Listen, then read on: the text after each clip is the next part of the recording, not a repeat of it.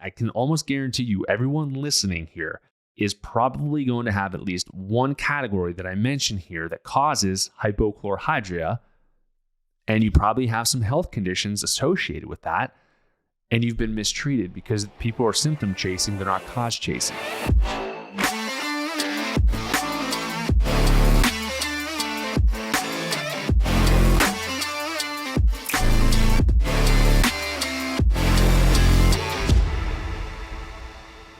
All right, everybody, welcome to another episode of the Jacque Show. I'm excited to talk about this topic today, and hopefully you're going to be excited alongside with me because we're going to be talking about something organ-specific whenever it comes to the digestive tract. And this organ in particular, I feel is massively misunderstood and oftentimes neglected. And we have all these symptoms that we typically associate with this thing going wrong. But when we actually dive in and see, what this organ actually does, we learn that there's a plethora of things that this particular organ is responsible for. Now, it's hard for me to string these words together without telling you what the organ is, but today we're going to talk about the stomach.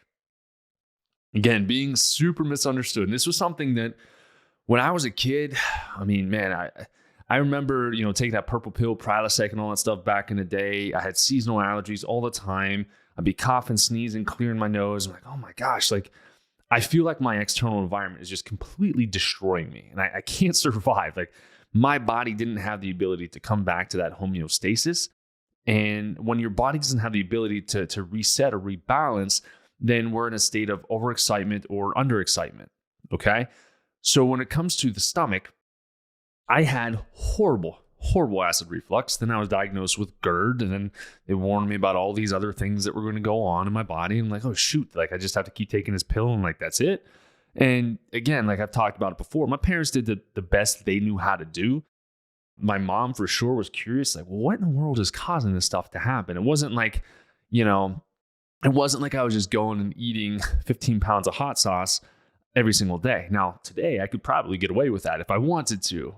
But back then, it was hard for me to even drink water before bed and lay down because it felt like lava was pouring back up my throat. And so they diagnosed me with that GERD, and they basically just sent me on my way. They never talked to me at all about your diet, about your lifestyle.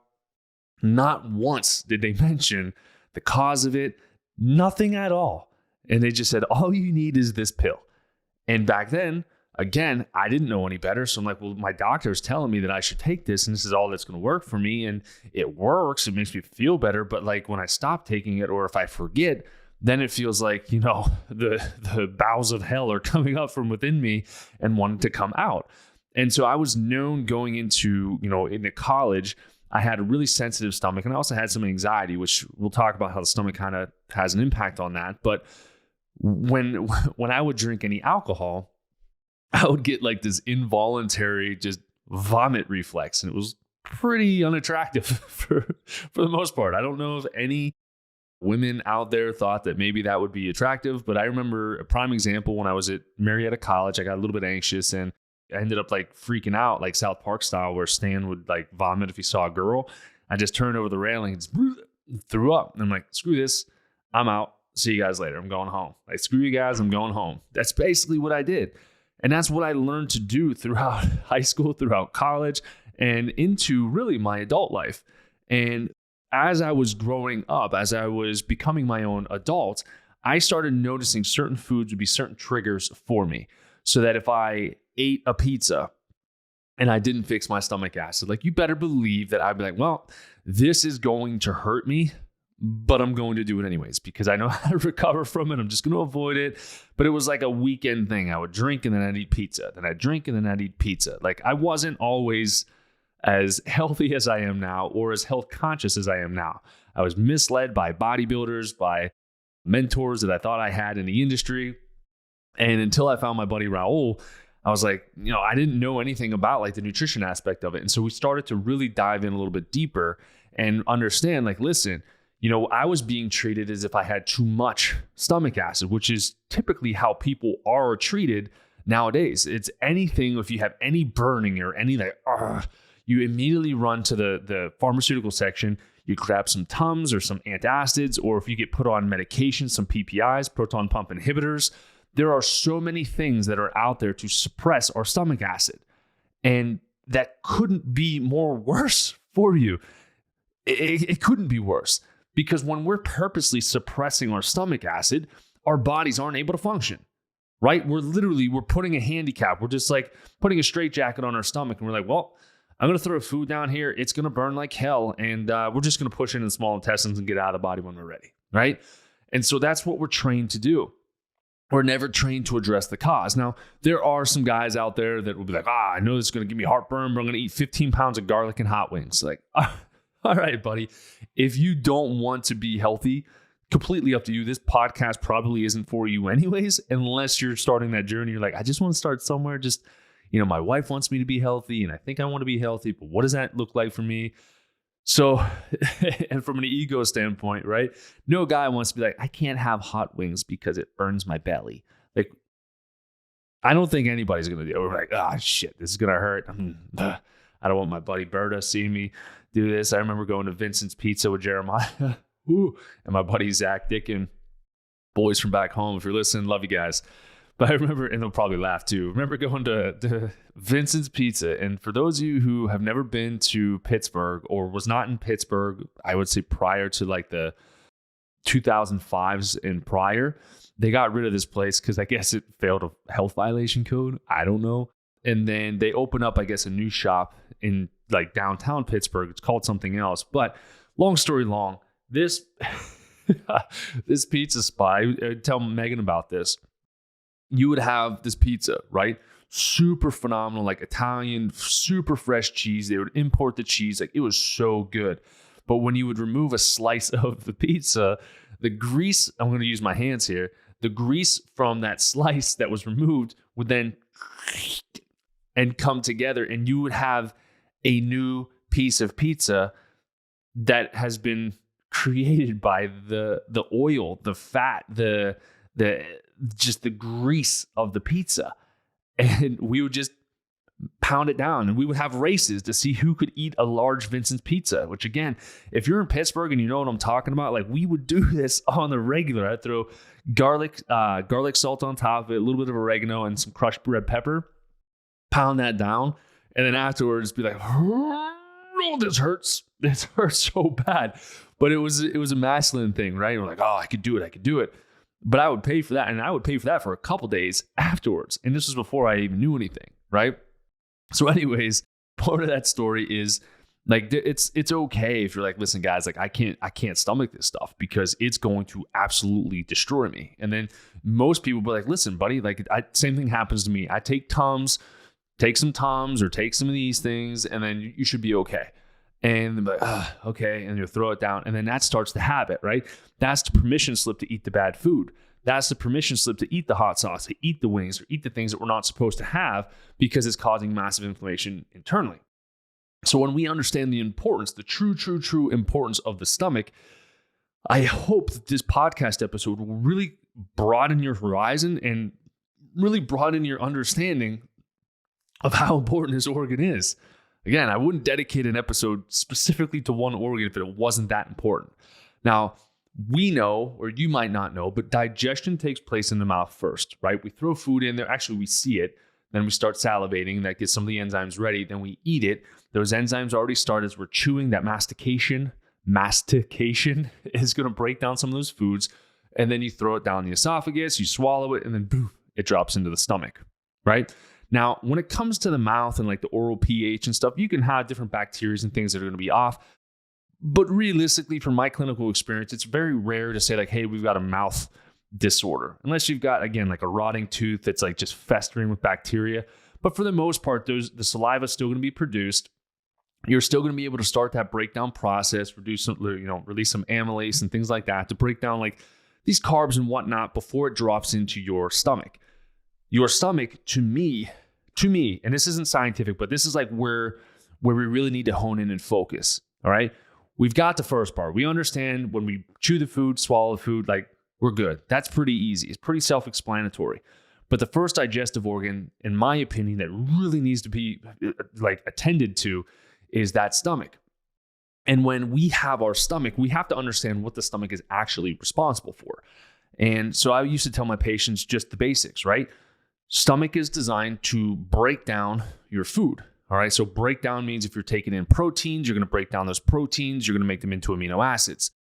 Carbohydrates start to break down. Fats start to break down. We need some support from the gallbladder as well, but that's a different thing. And so you start getting like this nice, like gummy ball of food, like this. There's a specific name for it, slipping my tongue right now, but you get this thing that's ready to go into the small intestines. And that's if everything is broken down perfectly. Okay. So that's like the first part that everyone kind of knows. Yeah, we know the stomach breaks down food. Cool. All right. It needs a very specific pH, about a pH of 2. Very, very, very acidic. Why do we need an acidic pH? A couple of reasons. Number one, you need to be able to break down those foods. In order to break down things like the heavier foods, like the beef, like those steaks, things like that, we need phenomenal pH level 2 of stomach acid. Now, if we're throwing in Tums, we're trying to suppress your body's natural stomach acid production. So what is going to happen, okay, for those of you who don't know the pH scale, the lower the number in pH, the more acidic it is, or the more hot it is, okay? The higher the number, the more basic it gets, or the more alkaline it gets, which is why there's that big fad out there for like alkaline waters, drinking it at like 9.5 pH. Like that's pretty alkalized water. Now, are those good? That's a whole different topic, but I'd say no. But the pH is massively important for us to be able to break down the food that we're consuming. If we alter that pH at all, our digestion will then be altered to the same degree. So if we're buffering it down, if we know we're going to have some hot wings, sometimes people just take antacids before you have hot wings. It's a protein. You have to chew it. A lot of people don't chew hot wings the way they're supposed to because, again, it's hot. You want to chew it, throw it down the hatch as much as possible, as fast as possible. And then you have larger debris. You have larger pieces of food hitting the stomach. If you have already suppressed your stomach acid, you push the pH up, say you hit a pH of 5, well, are you going to be able to break down that food? No, because you need a pH of 2. And so what can happen is you try to buffer, but at the same time, your body's smart. It's like, yo, bro, like I need more stomach acid. So it can bring up the stomach acid to try to combat the antacid that you just dropped in. And your stomach's like, I don't know what the hell to do anymore. I'm trying to break down these foods. You're screwing it all up. Just freaking stop it and let me fix the gut. All right. So pH is massively important whenever it comes to the stomach. Number 2 thing that it does that a lot of people don't fully understand until they run a stool test is if your stomach acid is off, okay, if it's low, this condition is called hypochlorhydria, too low of stomach acid or low stomach acid. What happens is you no longer have the ability to sterilize the food. Like we talk about it, I'm not eating dirty food. Or what if you had a parasite in your food? You had some fish or some sushi somewhere that had some fish parasites, which by the way, they're freaking disgusting. When you see them on the face of the fish, won't ever be able to unsee that, Johnny and Elliot. So when you have those parasites and things like that, those bacteria, the E. coli strains, the threats coming in from the outside, you throw it in the mouth, you start breaking it down, boom, it goes into the stomach. That pH also allows for elimination of infections to be passed from the stomach into the actual body itself, or to be deposited into the small intestine, large intestine, okay? Now, if we have low stomach acid or that hypochlorhydria, we have a higher risk of that condition that probably popped up like 5 years ago, the big buzzword SIBO, small intestinal bowel overgrowth. Because we're not having proper digestion, the bacteria doesn't know what the hell to do. So you can actually have overgrowth of good bacterial cultures in your small intestines, which can cause the bloating, the distension, the feeling of like being super full or tired or burpy after you eat food. There's a whole host of symptoms that come along with SIBO. And I've had people that come to me and they're like, hey, I have SIBO. And I'm like, well, okay, but you don't really have SIBO. You have hypochlorhydria. You have too low stomach acid. All we need to do is fix that, figure out why, and we'll go into the causes, fix that up, and boom, you're back to normal. 100% of the time. I haven't had a single case where I'm like, yeah, I can't get that up. Like, I can't. Like, it works. You just need to find those triggers as to why. Now, when we understand the purpose of the stomach, we need to understand what also interferes with the stomach. But I'm going to talk about a couple things that are probably going to upset some. And the main one's going to be gluten, because I hate gluten so much. But we'll dive into that. There's a couple more things I wanted to talk about here real quick. Let's go by definition. So I was going off of Google WebMD, pulling up like the medicalized definitions of these things. So when we have hypochlorhydria, it's defined as a condition marked by low levels of stomach acid. Your body can't produce enough hydrochloric acid, and then you have digestive problems. You can have lack of vitamins, which we'll talk about, and stomach infections. Hypochlorhydria can cause gastritis, and then that chronic atrophic gastritis is associated with hypochlorhydria. So when we say, well, what does it? We have been told, we have been lied to or misled that this overproduction of stomach acid is what causes gastritis or GERD, when it's actually the opposite. Too low tends to piss off the stomach, and when you throw down large quantities of food, your body can't break it down. So what's it going to try to do? It tries to get it up out, like, because it sees it as a threat. It's like, whoa, Jacque, we need to get this out. Go. All hands on deck, and boom, you'll push the little bit of stomach acid you have through the esophagus and then boom, back out of the body. So yes, it absolutely can cause gastritis. And I know for me personally that it caused me to have GERD, gastroesophageal reflux disease, which is pretty severe. So it's really important to understand this. Now, there's a very conservative percentage, in my opinion, of what they'll say people are, how many people or percentages of people that have low stomach acid. Like, how many people just go to their doctor and say, hey, I want you to throw down a diagnosis real quick that I have hypochlorhydria. No, but I mean, if you haven't worked with me, this is probably the first time you've heard about this condition. And so 22% of Americans have been reported to have low stomach acid. Okay. So quoted, low stomach acid can actually cause more problems, more digestive problems, especially, than high stomach acid. This is all quoted stuff that you can find online. Okay. Very, very, very, very big deal. Now, hypochlorhydria, if it goes on, it can lead to a condition called achlorhydria, or absence of hydrochloric acid. Doesn't produce anything, where you have nil. You don't break down a dang thing. You have no stomach acid, zilch, zip, zero, nothing.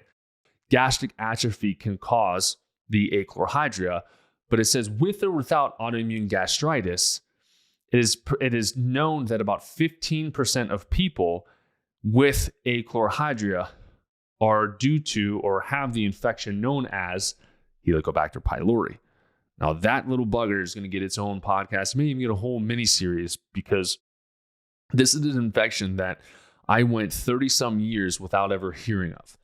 Okay. I went through chiropractors. I went through functional medicine practitioners. I went to naturopaths. I knew something else was wrong, and I kept digging. And then I found a phenomenal test to run, which is what we run on all my patients.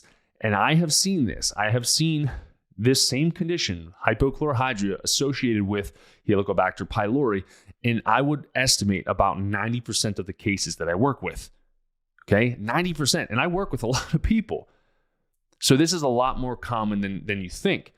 Now, I talked with a friend of mine, Brooke, the other day, and she was talking about how people were told that this was a third world country disease.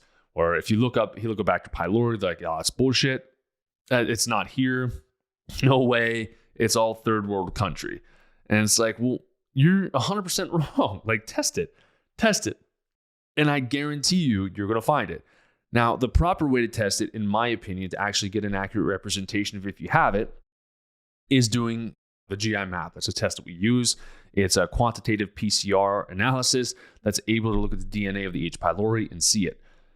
What your doctor will do for you is make you do a breath test and say, well, I don't know, do you have H. pylori?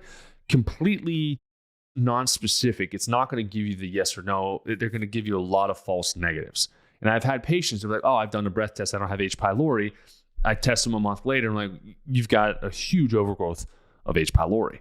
Okay. Now, again, I'm not going to derail this whole segment of H. pylori, but it's important to talk about this because it's massively attributed, or can massively attribute, the low stomach acid concentration of that hypochlorhydria. Right? So we always want to find the cause. Anytime you work with me, you want to find the cause. Or anytime you search for your condition, find the cause as to why it happened. So if we're talking about hypochlorhydria or achlorhydria, you'd better look to see if you have Helicobacter pylori. If you don't and you try to treat low stomach acid and you have H. pylori, you are going to piss off your stomach. All right? H. pylori is found in 80% of stomach ulceration cases, which means you have ulcers, you have tears in your stomach. And if you take betaine, HCl, or betaine hydrochloric acid, which is typically what I'll put people on after we heal them, if you do that while you still have H. pylori, you will call me immediately afterward and say, it felt like my stomach caught on fire. And I'll say, well, you still have H. pylori, or you weren't supposed to take that yet. You chose to do that on your own, and now, you burned yourself up. Now, it's not going to cause permanent damage. You could throw some aloe vera juice in there to calm down the inflammation. But again, really important to understand that underlying cause. Don't just treat. Okay? Don't just treat. So what can hypochlorhydria cause in the body? We already talked about the achlorhydria. So as hypo goes on for a while, those parietal cells in the stomach stop producing that stomach acid, okay? Now, again, gluten is a huge component to this. If you consume gluten, gluten will attack the stomach lining and suppress parietal cell production of stomach acid. So if you already have an issue with H. pylori, or you have an issue with hypochlorhydria or achlorhydria, and you're just eating gluten all the time, well, what the hell do you think is going to happen? It's just going to keep getting worse for you. Hence the pizza examples, right? Gluten's found in pretty much every pizza dough that you're going to get, unless you go gluten-free. All right, the other thing that this can cause and does cause is certain autoimmune diseases, okay? We'll talk a little bit more about that, but we can have gastritis as well. We can have skin problems like acne, or we can have pernicious anemia. We can have diarrhea. Why, right? Because your body's not breaking down food, and if you have large chunks of food in the gut, you're going to lead to food sensitivities. Okay, which is another segue of this. We test people all the time for food sensitivities, and we use a lot more of a specific test than your typical Everly Wells, but at least it gives you some information if you're testing it. But what people do is they misinterpret, and they're like, okay, I've got 10 foods, I've got 30 foods, 40 foods. I've had people with 50, 60 foods or ingredients, stevias and things like that are on their list, sucralose, sulfame K. And so you're like, I just have to avoid it. Will that lower antibody production? Yes. But why were those antibodies being produced to begin with? And if we look back at where it stemmed from, it usually stems from low stomach acid. Can't break down the food. Body doesn't recognize it. It damages and causes inflammation to the intestinal tract lining, leads to gut permeability or leaky gut. Then these large food particles slide into the bloodstream, and the body's like, whoa. What the hell is this? Attack. And so you start attacking. This can then in turn lead to more autoimmunity, because if your body is comprised of tissues derived from something that you have a sensitivity to, your body has antibodies. It's going to attack it. Prime example, your thyroid. Okay, so if you're eating food and you're making new thyroid tissue out of egg and you have a sensitivity to egg or even an allergy to egg, what do you think is going to happen to the thyroid? It's going to develop antibodies or cysts or nodules. You're like, what the heck is going on here? Stop eating the food that's triggering the autoimmunity and then figure out why that happened to begin with. Usually stems right back to that stomach. You can't have food sensitivities without your digestion being off. And digestion being off typically starts with that stomach. You'll understand why so many people deal with this when I talk about more of the causes. All right, so we talked about that. We talked about gas. So gas, again, if we don't have enough stomach acid, your body's trying to push it back up. You can belch. You can have more gas on the back end because more infections can be deposited throughout. Cramping, so after you eat, your muscles and things can kind of cramp in the gut. You can have hair loss. I'll stop there for a second. Hair loss. So we see this all the time with H. pylori. A lot of hair loss, and even in the removal of H. pylori, people will lose hair. You're like, what's going on? Well, you're getting rid of the dead toxic hair that you had left over. Your body's going to learn how to break down food again, and then you're going to grow new strands of healthier, happier hair. It just takes a little bit of time, but it does happen quite often. You can have nausea when taking supplements. I have a lot of docs that will reach out to me and be like, I can't put my patient on any supplements. I don't know what to do. I give her 2 pills or I give him 3 pills and this, that, and the other thing. And they just can't break it down and they get really nauseous. I'm like, well, did you test the gut? And if they said yes, I'm like, well, let me see that elastase activity. Let me see what's going on there. Let me see if they have H. pylori. And so it's important to make sure, again, you listen to your body. If we have difficulty with consuming pills, okay, short of not being able to swallow, where's the first part or place that you're going to have a problem? It's going to be your stomach. That's when your body has to start breaking things down. Okay? So really, really, really important to know that as well, because if we understand that, then we can slowly start to improve your protocols as well, because everyone's a little bit different and everyone's stomach's a little bit more, a little bit less raw than the next person. So if we understand where your stomach level is at or stomach acid level is at, then we can build a proper protocol. Okay? You can have upset stomachs all the time, weak fingernails. Huge, again, because you're not absorbing. You can go through a condition with malabsorption or malnutrition because you just don't get all of the nutrients you're supposed to. Even if you're eating the cleanest, most organic diet in the world, if your stomach acid's not working, you're not getting it all in. Okay. Allergies, both environmental and seasonal, super big, super huge. Acne, all right, whether it's on the back, face, etc. We can have psoriasis. We can have low B12. People will come to me and they'll be like, look, I can't get my B12 up, or I can't get my iron up. I don't know what the hell is going on. They put me on this and I get B12 shots, and then, I get iron infusions, or I have to take so much red meat in or whatever. Well, that's due to low stomach acid. And again, we have to be very mindful. I'll go over foods to avoid, but we have to be very mindful that the same foods that we get our iron from, typically, when we're carnivore, is going to be from your meat sources, your beef, okay? Those same foods are incredibly difficult to break down and extract nutrients from when you don't have stomach acid. So you're trying to get iron, you're trying to eat red meat, your body's saying, hey, you need to go eat a pound of beef today. And you're like, I can't do it, or it makes my stomach hurt. Well, you're not going to be absorbing all the iron. You're going to get bruises really easy. You're going to be super tired, super fatigued, and it's all due to low stomach acid, okay? Super important. You can have low calcium. We can have constipation as well as diarrhea. We can have infections and recurring infections. We talked about that sterilization process. If we don't sterilize that food, we're pushing pathogens back into our stomach, back into our small intestines, large intestines, and then they're going to find this nice, happy habitat to live and to grow. Really big to know. Keep saying that after everything, but it's true. It's so important to know this stuff. And I know at the end of this episode, you guys will be like, I've never heard anybody talk about this before, because I've never heard anybody talk about it before. And I'm in this industry. I feel like I'm the only one pounding the pavement on this whole stomach acid and H. pylori. It drives me nuts. There's one doc that I trust, Dr. Kalish. He knows about this stuff as well. But other than that, like, it's just not really talked about because people don't really know what the heck to do. The other thing, I had a friend of mine reach out, and their mom was very concerned because her kid was not breaking down, I believe it was carbohydrates, not breaking down carbs properly. And so the doctor's like, I don't know what's going on. The tests are coming back normal. I don't know where to go. We just need to do this. We just need to do that. Like, well, if we have a carb problem, then we have an enzyme problem. If we have an enzyme problem, what's going on in the stomach? Who takes a look at that? I do.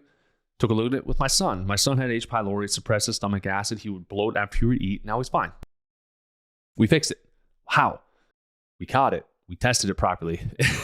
And we respected his body and gave him the things he needed. Now, he doesn't eat gluten, dairy. He doesn't eat any of the inflammatory foods, but like, the kid loves to eat ribs when I smoke them on my smoker, or if I do a brisket, he loves eating that. If that kid did not have proper stomach acid, you better believe his digestion is going to be wonky for the next couple of days because I just threw heavy protein in there. And kids aren't the best at chewing food. They tend to just chew chunks of it and swallow it down. So again, paying attention to undigested food coming out in the stool. Now, this is barring corn and things like that, the typical stuff that just usually slips through. But if you look down and you're like, I took a pill and I saw that same pill come into my stool. Like, how the hell did that happen? Well, clearly the enteric coating on that pill was not able to be broken down. And where is that supposed to be broken down? In the stomach. Therefore, look at the stomach, right? And I feel bad. There's a guy that I used to adjust down in Houston, and he told me about this autoimmune disease that he had. This is before I knew a lot of the stuff. And he said that his digestive tract, that the stuff that would cause peristalsis, it basically suppressed and started hiding. So he had like a barren desert of a gut. So he would just be constipated all the time. And he, would go through these different phases. And now looking back, I'm like, oh my God, bro, like, he would have x-rays. He would take x-rays and he would have like 20 pills scattered throughout his gut. I'm like, oh, that's not good. That's not normal. So what would be the problem? Now going back, that's a problem with the stomach. And he had a very stressful life because he couldn't figure out what was causing his problem. He went to all these specialists, did a ton of colonics to try to like break the cork and get them out. But I think it would all stem back from the stomach. I would have loved to have had a stool test on him. And if you're watching, you know who you are. I remember you down in Houston. We still communicate back and forth. I'm not going to breach HIPAA. But if you haven't tested a stool test, I know your sister does some of this stuff. I think she can massively help you. Okay. And if she can't, just tell her to reach out to me and I'll help you. And that doesn't go for everybody.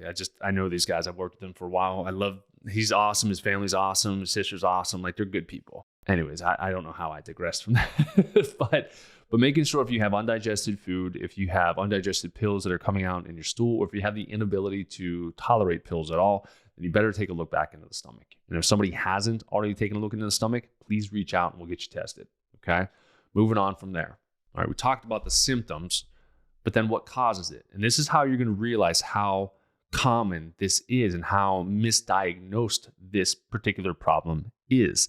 Because everyone, I can almost guarantee you, everyone listening here, okay, is probably going to have at least one category that I mentioned here that causes hypochlorhydria. And you probably have some health conditions associated with that. And you've been mistreated because people are symptom chasing, they're not cause chasing, right? Always chase the cause. So let's dive in. Number one, I don't even have to pull up my notes for this, stress. Okay. Who in their life, I'll wait, crickets. Who in their life has never been stressed before? We've all been stressed. We just went through a new level of stress, funny stress, and we'll tell our story about it, which is great. But as a whole, even with the past couple of years, stress has been at an all-time high. We talked about how it has an impact on your immune system, but for the parameters of what we're talking about here, chronic stress will suppress your stomach acid concentration. Okay. So going into how people are like, well, stress leads to ulcers. Yes, but stress leads to ulcers because it suppresses your stomach acid. And if you have H. pylori, it's going to grow. Okay. So stress isn't necessarily like the direct cause. It's a catalyst. It's fuel to a fire. But when we take a look at, hey, what's that underlying cause? Well, that low stomach acid or that hypochlorhydria is reactivating, causing ulcers. So stress is huge. A lot of us also just eat on the go. We're hungry. We don't have time to stop and eat. So we just grab something we're eating in the car. We don't sit down and have dinner without staring at our phones. We don't sit down and have dinner without staring at a laptop or doing work or being distracted. We have this difficult time with just being freaking present, which is crazy. Like Megan and I were laying on the back patio yesterday, and even today is beautiful. It has some beautiful normal cloud formations in the sky. And I remember as a kid, I used to lay on my back in the grass, and I would just look up and just watch the clouds kind of float by and do like the whole, hey, what animal was that? Or what does that one look like? And then I'd play peekaboo with it behind the sun. Sun would hide behind a cloud, and then all of a sudden, boom, it would come back out again, and then it would be another beautiful day. So we don't take the time to just sit and be present with your food. And so as a quick tip, so I do not forget this, if this is the only thing you get from this, please don't eat on the go. I would rather you fast, don't eat, than eat while you're stressed. I won't go into this. Podcast will last forever, but don't eat on the go. Also, don't eat while drinking caffeine, coffee. Delicious coffee today. I did a good job brewing this one, but no French press style. Got to get ready for the podcast, right? So if you're drinking caffeine, which most people do in the mornings, right? You're drinking caffeine, you're increasing your energy, you're increasing your cortisol. That's what I was going for. Pull it off the tongue. You're increasing cortisol. If you do that, it pushes your body into fight or flight. What is the opposite of fight or flight? Rest and digest. So when we're drinking caffeine and we try to eat food, we will never be able to break down the food properly. So stay away from caffeine while you're eating food. Stay away from stress. Stay away from your phones. Stay away from TVs because that also stimulates stress in the body. It will not allow you to eat properly. Slow down as well while you're eating. Take your time, enjoy it, have non-stressful, non-confrontational conversations, but have conversations. Like I love sitting down with my family and asking, Megan, what'd you do today? Or ask Hoyt, what do you get into today? And what does he look forward to? And there's just like hearing the stories back and forth. To me, that's such an amazing feeling. And I want everybody to feel that. But when it comes to the stomach acid, I want you to feel it also to improve your stomach acid, to improve your digestion. Okay. So that's first and foremost. So the opposite of that too, which again, we're in Arizona, it's legal here. But when we talk about marijuana usage, right? When people use marijuana or CBD, what tends to happen? You tend to get really hungry. Why? You just crash landed into parasympathetic rest and digest. So you get really hungry because your body's like, heck yeah, now I can break down the food.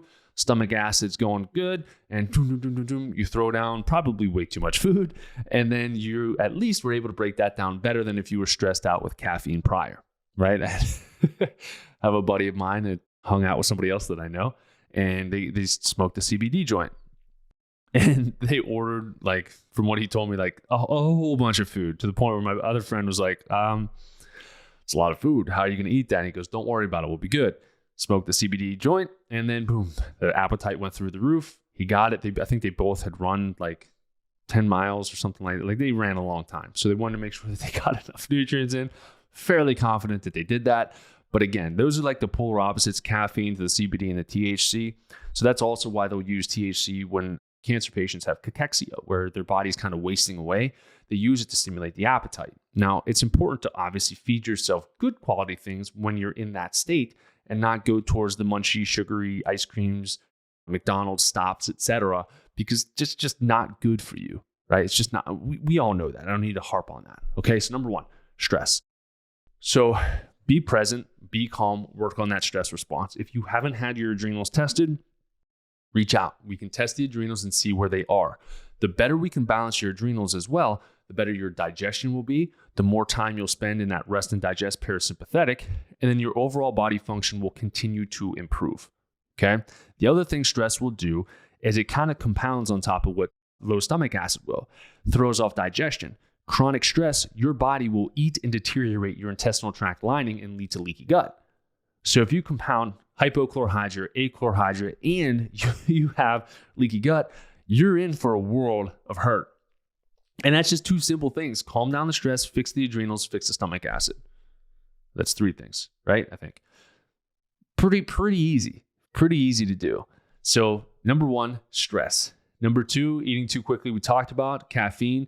Then we talk about medications, right? Medications, we're being overprescribed. There are some in particular, we already touched base on the antacids, the PPIs, proton pump inhibitors that you'll get tossed on there. If you've had any stomach surgeries as well, antibiotics can have a massive impact on your stomach health and intestinal health as well. And then the other things aside from medications is going to be alcohol consumption. Okay. We talked about gluten consumption, suppressing parietal cell production of stomach acid, and then smoking. So smoking cigarettes also has an impact on your stomach acid. And some people are like, oh, smoking's supposed to calm me down. It should make me relax. Well, okay, it does make you relax, but at the same time, it's having a detrimental impact, according to the research, a detrimental impact on your stomach acid, okay? And it's not just the nicotine. If it was just pure nicotine, that would be a different thing. That nicotine by itself is a nootropic. It's a smart drug, a brain drug. But when you mix it in with all the carcinogenics, it poisons yourself every time you smoke them. So I don't even really understand why people still smoke cigarettes. It's beyond me. All right, so the different foods to avoid then. So let's talk about that. So we talked about the causes, we talked about the symptoms, we talked about the medications that can interact with it. And again, hopefully you'll be able to package this all up and understand it. But foods to avoid if we have low stomach acid are probably foods that you can feel throw you off in your current state of health. Number one, your heavy proteins. We talked about the beef, the steaks. Again, prime example of myself. I used to go up to the Wildwood Country Club with Megan, my wife, and my grandma, my parents, their kids. Like that was just where my grandma would like to take me. It's beautiful there. It's fun. But I would always get like some sort of a steak. And Megan would laugh. It'd be like clockwork. She'd be like, are you sure you want that steak? I'm like, well, yeah, I want steak. Like I want, like my dad's getting one. I want one. Like, and there's like freaking like 20 ounces. They're huge, way too much protein for any human to really be able to consume, unless maybe you're the liver king. But it was a lot. And so I'd eat it, and I'd eat as much as I could. I'd be good and have some water, maybe a bourbon or maybe a like a Manhattan or an old fashioned. And that would be that. And I'd go home, feel good. But if I laid down too close to bedtime, too close to when I ate and I was trying to go to bed, I would feel what felt like the entire steak just coming back up in my chest. And like, come on, like that was a really expensive steak. Like I want to make sure I keep this down. It was an amazing meal. We had some garlic mashed potatoes, like the meat and potato stuff, right? And then at 2 o'clock or 3 o'clock in the morning, all out. And Megan was like, I don't know why you do that to yourself. I don't understand it. And now I have a smoker, and all I eat is like carnivore and plants. Like so I'm like a dinosaur here. I'm an omnivore. Yeah, omnivore. Mixture of both. So watching those heavy proteins, the steaks, the beef, sometimes venison can be difficult to break down, really lean meat. Chicken sometimes, but it's usually the red meats are going to be the more difficult ones to break down, okay? The harder it is to cut if you don't get it right, the more difficult the food's going to be. Even eggs can be difficult for you to break down, okay? So the other thing is going to be the alcohol. So make sure you're avoiding alcohol for a number of reasons. We talked about how it suppresses stomach acid, but if you do have H. pylori and you do have ulcers that you are unaware of and you pour alcohol in there, it is like rubbing alcohol on an open wound on your arm. It's not going to feel good. And the difference is, if it's on your arm, you can try to treat that as quickly as possible. If it's internally, you better pray that you have a giant bottle of aloe vera juice nearby and just chug the gallons of that to calm down that inflammation, to suppress what you just did to yourself, right? Because alcohol is another thing that I was not able to touch. Now, nowadays, I'm able to do Manhattans and bourbons and whiskeys if I want to, but I don't really do it that often because sometimes I just feel kind of crummy, and I want to make sure I protect my liver and really just practice what I preach. But if I get together with my boys, I'm probably going to have some bourbon just to feel good. Right? Just to feel alive a little bit, test my body, see how my homeostasis works there. All right. So alcohol, carbonated beverages. Now, carbonated beverages is really important. And I'm going to kind of segue this into like my fertility patients as well, my first trimester patients, which we just got another girl pregnant. Yay. I can't tell you who it is. Still super soon, but she's doing freaking awesome. And I love it too, because it's such a smooth transition. People are like, I didn't really feel it. And then all of a sudden, boom, I test positive. And whoop. Awesome. You feel great. You're hungry. You're loving life. You're up all night because you're so excited. So where the hell was I going with that? Carbonated beverages, right? If we have low stomach acid, carbonated beverages, yes, we talk about Cokes and Pepsis and all that stuff. I mean, for God's sakes, if you're trying to be healthy and you're drinking that stuff, you're not trying to be healthy. You're poisoning yourself. Anything that you can dump on top of a rusty car battery that takes the rust away immediately should not be internalized. You should not be allowed to put that in your body. And I know my Uncle Matt, at least my mom told me, had teeth. I don't know if actually I need to figure this out. This is going to sound awkward. He's a really amazing guy. He had teeth.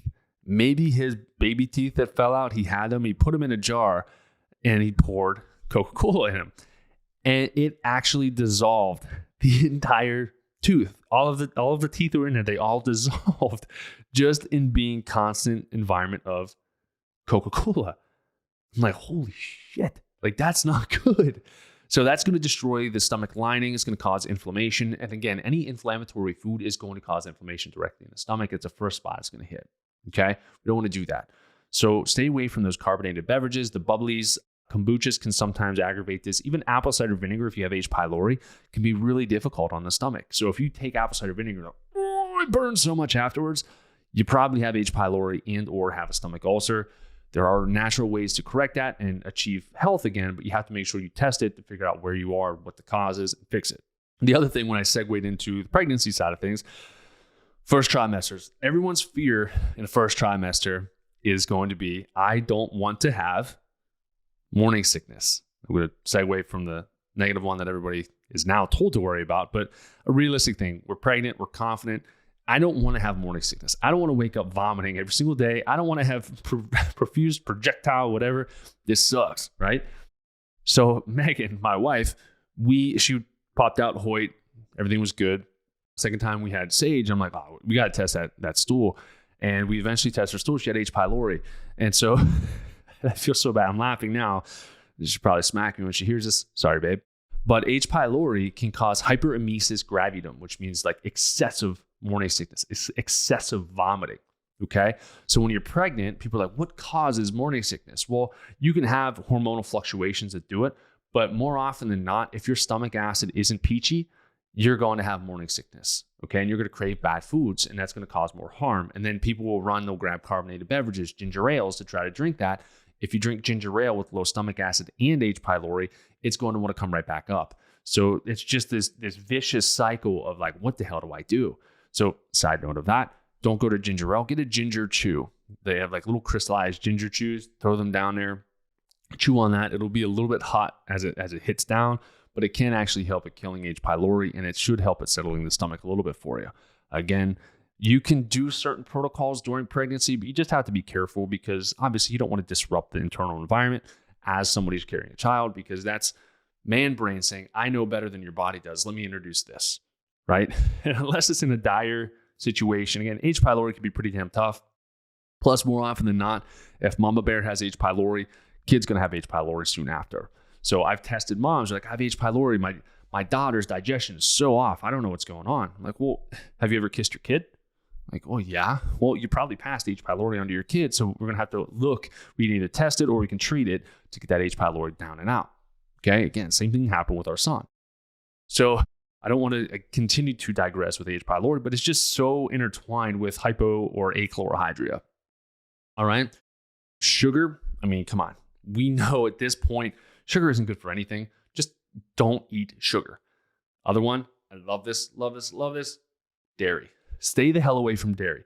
I don't care if you're a dairy farmer. I don't care if your whole family was raised on dairy farms. I do not care. Dairy is not meant to, I'm going to look right down this camera here if you're watching. Dairy is not meant to be consumed by humans.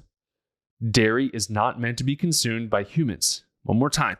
Dairy is not meant to be consumed by humans. So stop it. Stop giving your kids dairy. Stop giving your kids dairy formula. Just stop it. Just stop. It drives me insane. Adults aren't supposed to be having this stuff. Kids sure as hell should not be having this either. I can go on a whole dairy rant. Maybe I'll do a whole separate podcast on dairy and how horrible it is for you. But the thought behind that, oh, we need it for our calcium and it's good for our bones. Bullcrap.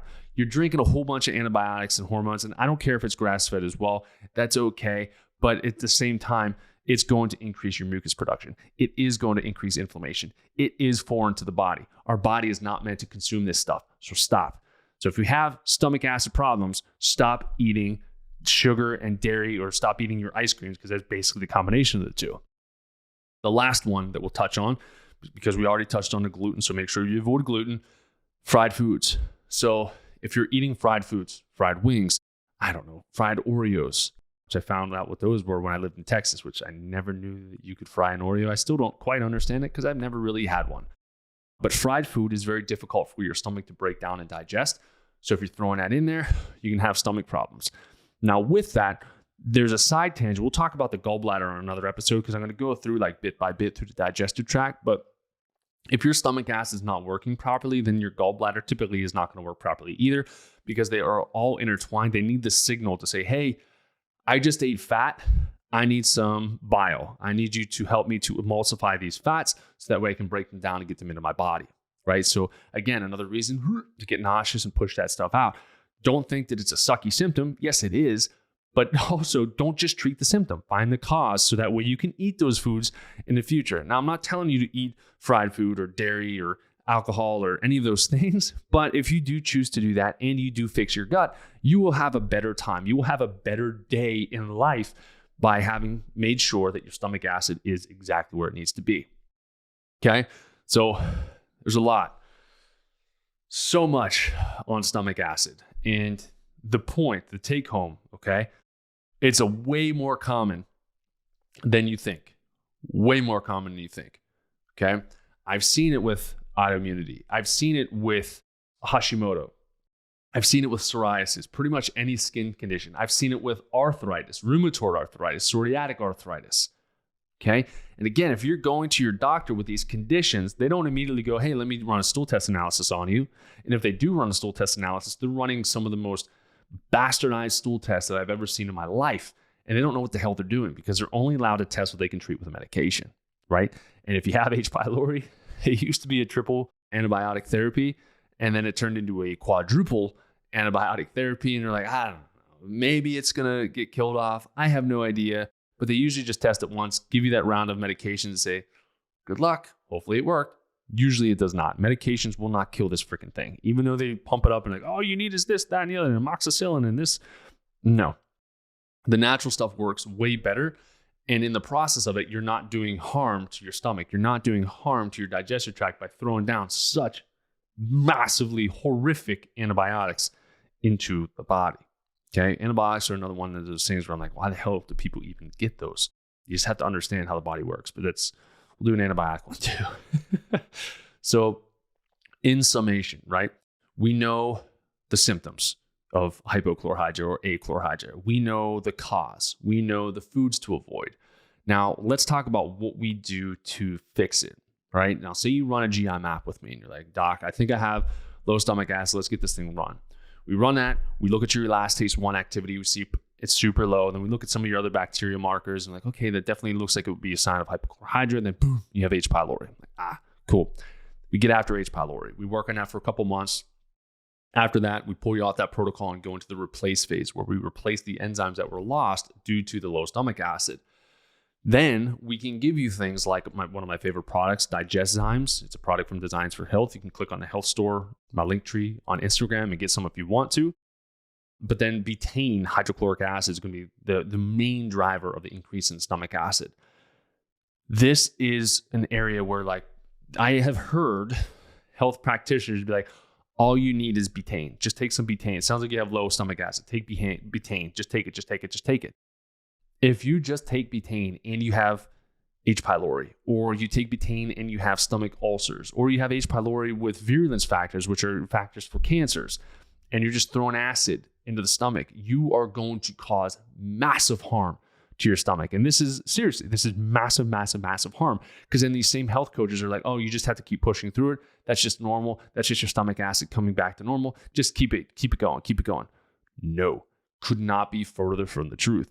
Make sure that you have a clinician who actually knows what the hell they're talking about whenever it comes to that, and make sure you are not treating until you are testing. The furthest I would tell people to do is if you use one of those Digeszyme supplements, there is a little bit of betaine in there. If you take that and your stomach feels like it catches on fire for a minute, reach out, we'll run a stool test, and we'll make sure that you don't have H. pylori, or make sure that you do have H. pylori, and then we can put it together and your stomach acid will be back to normal, okay? This is huge. From the supplementation standpoint, you can do that. You can do DGL, deglycerized licorice, okay, which is like black licorice more or less. You can throw that in there, soothe stomach. The gastromen is the other stuff I will use for H. pylori, and I'll even use it in some pregnancy cases if I know exactly what's going on, and I'll just do some baby doses. You can do that when you're breastfeeding too. There's no clinical evidence to say that it's negative. And God willing, it's herbal. So if there was one case that happened 7,000 years ago that gastromen or mastic gum interfered with somebody during pregnancy or whatever, it would have been flagged as highly critical and they would have worried about it. But I use it for my wife. I've used it with patients. Totally fine. So I'd rather you go from a treat cause standpoint versus a treat symptom standpoint. So gastromen is one of the ones that you can, again, get on that eHealth store on my link tree. DGL Synergy is another one that you can throw in there too. Again, just start with the baby doses. If you know you have the infection, we can go a therapeutic dose. But those are things that can help you to rebuild your stomach today without even reaching out to me. Just a couple things, 2 things, boom. And then that should help you out. And then Digeszymes, that would be something if you think that you've done an okay job and you think you can handle it, you can put that into the mix and see if you've got that issue. So that is my big overall picture of this massively effective and impactful organ. So please, next time you have any type of digestive distress, you bloat after you eat, you're not digesting food, your pills aren't being in, you're wanting to vomit, you're a lot more nauseous, you have anxiousness, you have skin issues, you've got this, that, or the other thing, anything that I mentioned, please just test. Just test. You have nothing to lose by testing. If your stomach's cool, then great, there's going to be something else, but at least you know that's not what we're dealing with. But if you need help, you don't have a clinician, you have no idea where to go. I have patients in almost all of the states. I have patients all over the country. So it doesn't matter if you're in Arizona or if you're in Pittsburgh or Ohio. I've got patients everywhere in all the states. The hardest part about working with y'all is time zone differences. And because Arizona doesn't play by the rules. We don't have daylight savings here. So other than that, if you're like, I don't have anybody around me that does this, it doesn't matter. Just reach out and we can set you up for a new patient call, whether it's a 15-minute discovery call or a full hour deep dive session to figure out how we can best serve you. Okay. So that being said, I love the stomach. Hopefully you do too. But thank you so much for tuning in today. I hope this was educational. And if you know friends, families, dads, moms that are on antacids, proton pump inhibitors, please send this to them so that way they can hear the information. This is all WebMD, PubMed literature that you can pull up on your own, and they can as well. I don't give resources for one main reason. I want you to become the doctor. So you can find these searches. It took me 10 minutes to do it. Just type in low stomach acid or hypochlorhydria PubMed or hypochlorhydria NCBI. And you'll get research articles on all of this stuff and you'll understand exactly what I'm talking about. So thank you all for tuning in. Again, if you love this, please be sure to jump onto the ratings and give me a 5-star review. Write a written review under there as well. And again, if you want more topics for me to talk about and you're like, hey, I'd love for you to talk about this, find me on Instagram, shoot me a DM and tell me, hey, I would love for you to talk about blah, blah, blah.